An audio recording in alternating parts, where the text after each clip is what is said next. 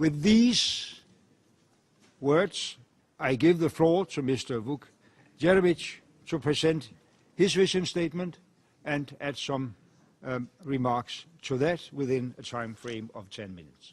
Please, Mr. Jeremic. Well, thank you, Mr. President, for this opportunity and for your commitment to conduct the process for the selection of the 9th UN Secretary General in accordance with the principles of openness, transparency, and inclusivity.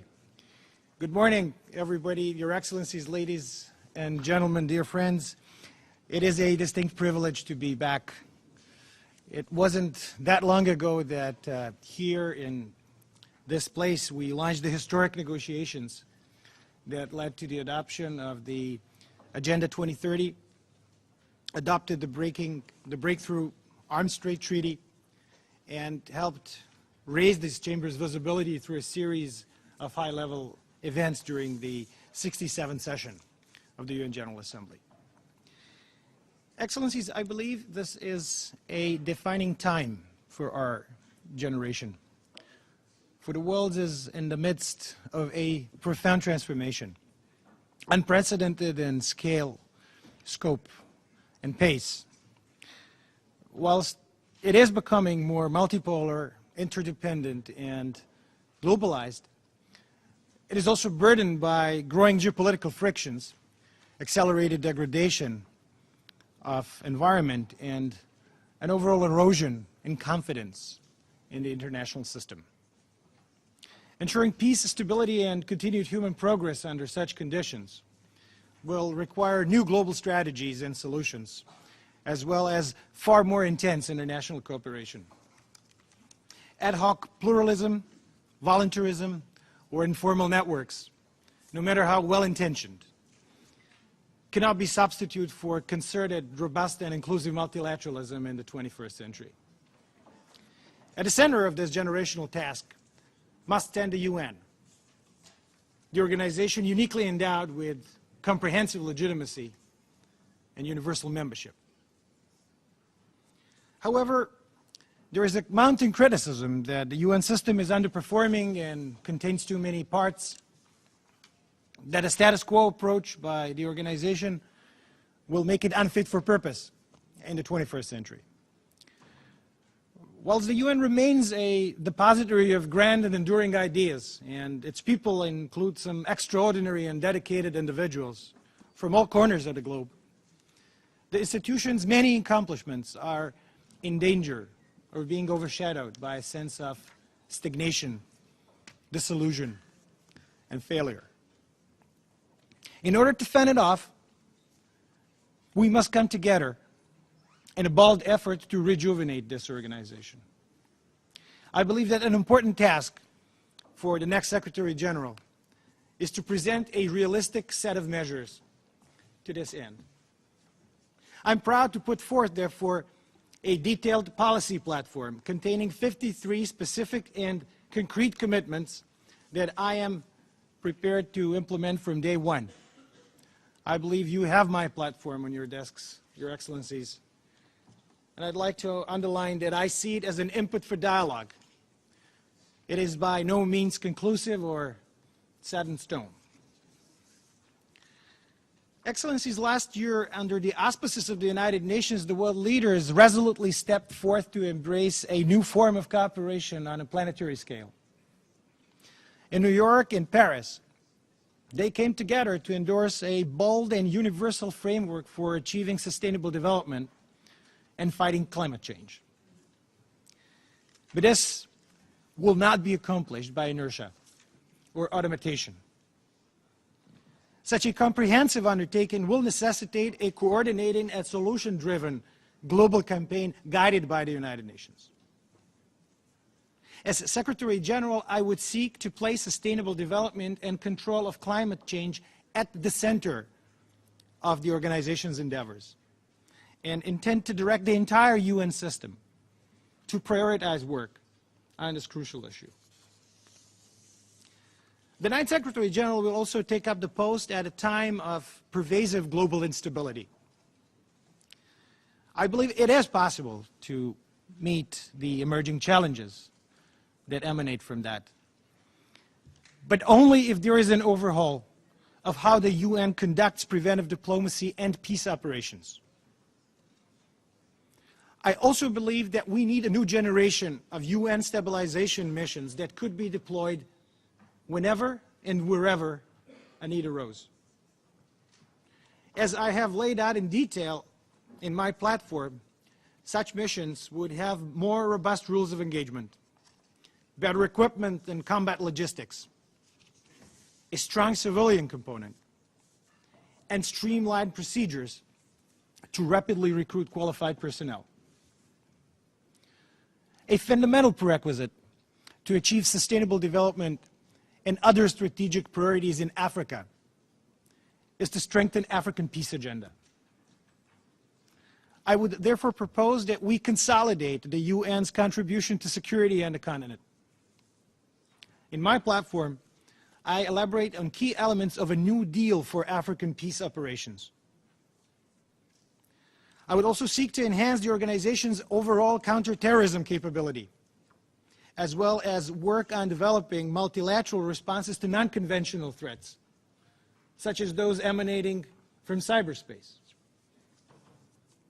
Last, but certainly not least, recurrent evidence of sexual abuse by peacekeepers is an awful stain in our organization. This issue must be addressed aggressively and completely. Excellencies, the Universal Declaration of Human Rights proclaims a common standard of achievement for all peoples and all nations, making it clear that human rights are inalienable, everywhere and for everyone. However, nearly 70 years after the adoption of that great document by the General Assembly, the UN human rights machinery is chronically under-resourced. As Secretary General, I would fervently champion human rights as a system-wide UN core. An important element in improving human rights up front, in my opinion, is providing more resources to the Office of the UN Commissioner for Human Rights. I believe that we also must increase attention not only to political and civil rights, but social, economic, and cultural ones, education in particular. The imperative of never again has yet to be fully assured in the 21st century. As Secretary General, I would endeavor to strengthen the UN's early warning systems for preventing genocide and other mass atrocity crimes as a matter of priority. For decades, the UN has worked to alleviate the plight of refugees and other populations affected by armed conflict, as well as natural disasters and catastrophes. Yet its current capacity to provide humanitarian relief, support, and assistance in the face of current crisis has proven to be inadequate. When I recently visited the Syrian refugee camps in the Middle East, I was shocked by the suffering and hopelessness. It is painfully evident that we haven't yet found sustainable solutions for a humanitarian crisis of this magnitude. As Secretary General, I would act decisively to mobilize sufficient resources on part of the UN system to provide appropriate humanitarian assistance to affected populations around the world. But our duty doesn't end there in giving them food, shelter, and safety. We must also make sure that their human dignity is preserved and that they get a decent chance to realize a promising future. To assure the UN's capacity to deliver global public goods, the Secretariat, the beating heart of the system, must be revitalized. As UN's Chief Administrative Officer, I would dedicate myself to delivering better value for money to the member states, cutting waste, eliminating redundancy, and ensuring greater coherence and quality. I intend to relentlessly fight corruption, fraud, and abuse, protect internal whistleblowers, strengthen the independence and operations of the Office of the Internal Oversight Services, require financial disclosures for all applicable staff and nominees for high appointments, create an annual unified and transparent UN budget, and try and develop a system-wide approach to recruitment. The 1995 Beijing Declaration established the goal of 50-50 gender parity in the UN system. Yet more than 2 decades later, that goal is far from being achieved. Today, less than a third of senior UN positions are held by women. As Secretary General, I would therefore appoint qualified women to 50% of UN Under-Secretary General of equivalent positions from day one. And I would strive to achieve gender parity in appointments for SRSGs and resident coordinators, and also develop plans to rapidly ensure equal representation in director-level positions within the Secretariat. Excellencies, I ask for the honor of serving you again, guided by 3 overarching convictions. First, that ensuring more robust multilateralism represents the strongest safety net against the perils we face in our times. Second, that a revitalized United Nations should be the centerpiece of global governance. And third, that the UN's existing resources must be used more effectively so that the organization can deliver the results demanded by its membership and international community at large. When I was a young man, I witnessed the consequences of the failure of diplomacy, the absence of the rule of law, and the sudden surge of poverty. I fought for democracy, human rights, and reconciliation. In my various capacities, I have paid visits to more than 100 member states and addressed major meetings of regional organizations worldwide. I presided over the Council of Europe and was privileged to spearhead efforts that led to a consensus in OSCE.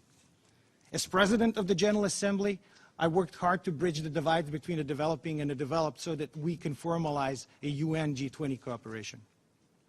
Throughout all these years, I have felt an unwavering faith in the values of the United Nations. Values that bring us together under one roof with the pledge to leave no one behind, irrespective of color, creed, nationality, or gender. Such is the bequest our generation is called upon to keep in trust, to preserve and reinforce the premier forum where the world's nations meet as equals in dignity and sovereignty, to unite in the quest for the global leadership so that we uphold the purposes and principles of the UN Charter and enable this organization to recapture the confidence and imagination of humanity. Thank you very much, and thank you very much, Mr. President, for giving me an additional minute. Thank you for the presentation. We go to